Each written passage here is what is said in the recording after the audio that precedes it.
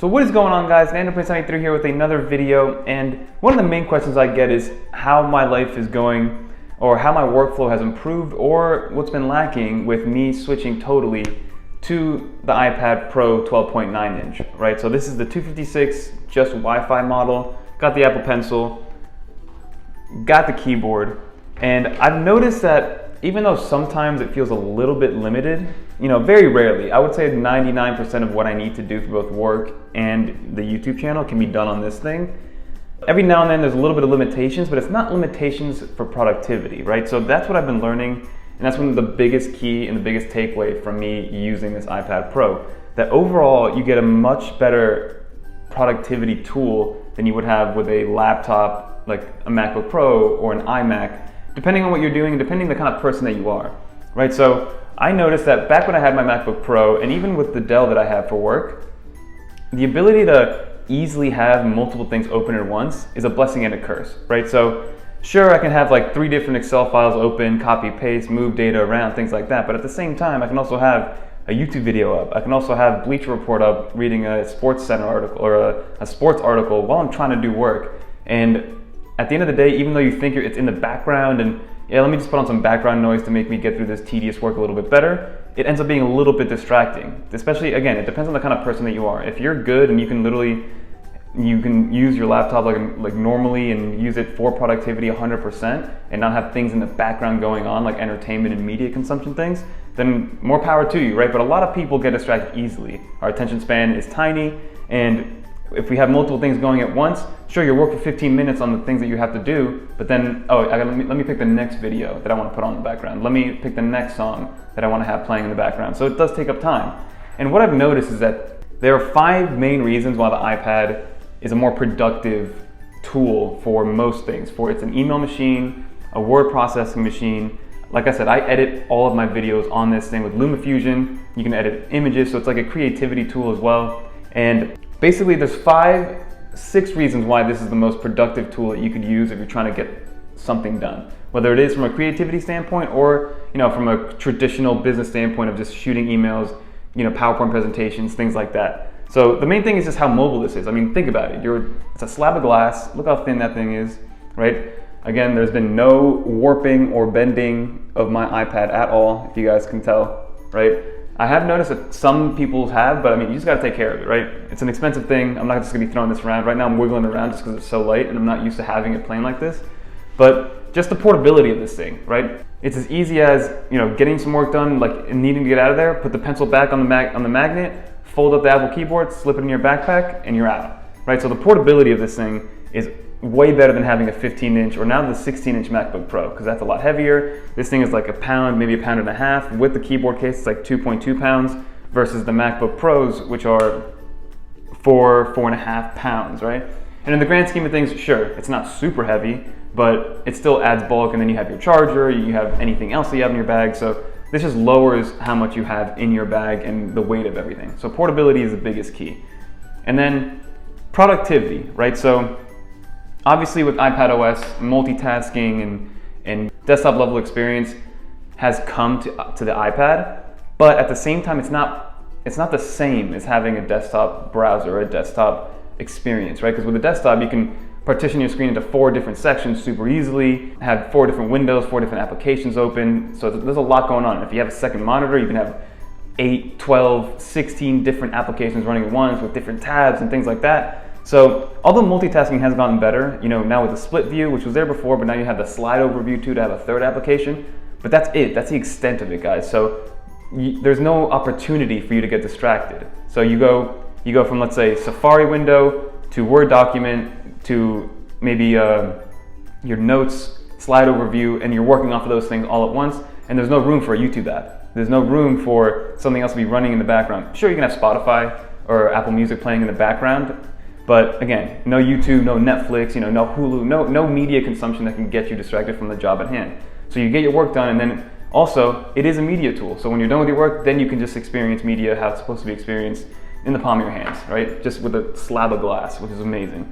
So that is what I notice is the biggest reason why, that's why productivity on the iPad is so much better, in my opinion, than having it on a regular computer, regular desktop, traditional laptop experience, because there's less opportunity to distract yourself because there's only so much you can do on it.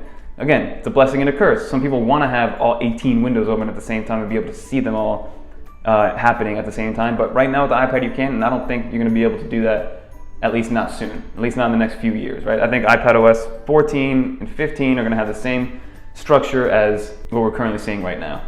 Another big thing has to be this guy. So obviously, unless you have an iPad, pencil support is not a thing, touchscreens aren't a thing on laptops or iMacs.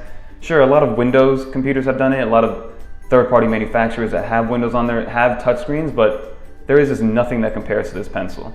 I know that Steve Jobs had that vision of, you know, what's a stylus, but this pencil has been a game changer. I take all of my notes, handwritten. I don't even know what paper is anymore at this point, right? For notes for work, notes for these videos, I do it all on the pencil, on the note-taking app, whether it's OneNote, Microsoft OneNote, or just a regular notes app from Apple. And the pen has been awesome. The latency is perfect. I feel like I'm literally writing on paper. As you guys know, I have a Bursum paper-like screen protector, so you guys can listen.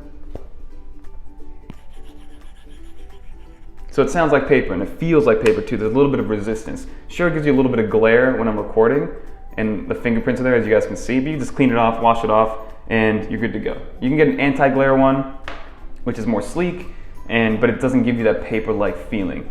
And also, I wanted to put a screen protector on there because I don't know what the regular screen is rated to over time, and I don't want to just start seeing scratches and marks on the actual screen, because again, it's an expensive device. So the pencil has been a perfect tool for what I do. And then you have the new USB-C port. If I can just zoom in on that.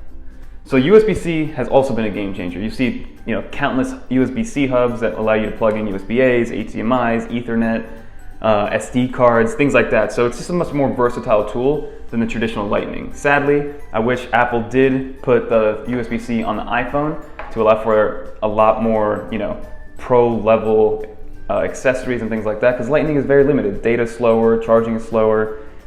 Sure, everybody has a Lightning cable, and maybe the average person will get upset that they have to switch everything again to USB-C. But on the Android side and the regular tech community, USB-C has been pushed for a while on iPhones and iOS devices. But iPhones are the last thing. MacBook Pros have had it for about 3 years now. iPad Pro, they've had it for about a year. So they just got to replace, I think within the next 2 years, every single Apple product will be USB-C. So it's just a lot more versatile, it makes it more pro. Do I wish there was one more? Yes, because you can have one for power and one for the accessories, but for now, I'm just happy we have one.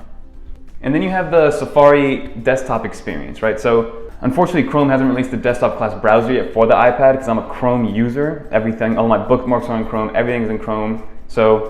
But it's nice that you can go on YouTube and use the YouTube Studio app through the regular desktop experience, and it's a lot more versatile. Again, you can go on Google Docs, use Google Docs like you would be using it on a laptop. Before you couldn't do that, and you kind of could, but it was really glitchy. It still has a couple of glitches, but it's a lot better. You can get through an entire essay, an entire note-taking session, an entire PowerPoint presentation or slides presentation through Google Docs. And same thing with OneDrive. So OneDrive I use with the Microsoft Suite. So you can have the physical app, or you can have the online portal, just like Google Docs, and it works flawlessly, guys. So highly recommend updating the iPadOS 13.0 if you guys haven't yet on any of the iPads. So pretty much, I would say 80% of iPads that have ever been released can now support iPadOS 13.2.3.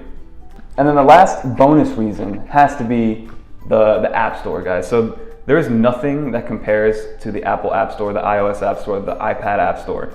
Not even the regular Mac OS App Store has anything on the iPad App Store. There's just so much variety. On the productivity section alone, there was 100,000 apps that I was scrolling through, and I don't know 99.9% of them, but there's an app for any little task that you have. And even before iPadOS, when you had to unzip files, there was workarounds to make sure that you can try to use your iPad as your computer replacement. But finally we're here because iPadOS has changed that. But the App Store is just so robust, guys. And if you're looking for an application to do something, chances are you'll find it on the App Store. Just Google what you need to get done, an app will show up, you download it, and you're good to go. So those are my 5-6 reasons why I think the iPad is a better productivity tool than a regular laptop or a desktop. It's the portability, there's a lot less distraction because the multitasking isn't as robust and as user-friendly, I guess I would say, as a normal laptop, but it works to our advantage sometimes, right? And that's worked for me because when I need to get something done, I know I need to get it done, and I'm not gonna get distracted by a YouTube video. I'm not gonna get distracted by watching the next episode of Stranger Things on Netflix. So those are my reasons, guys. If you guys have any other suggestions, or if you agree with me, disagree, don't forget to comment below. Also, don't forget to like and subscribe, guys. I'm gonna do a lot more videos like this with a little more B-roll. I'm trying to get a little more creative with the time that I have, but for now, this was fun to do. And until next time, guys, peace.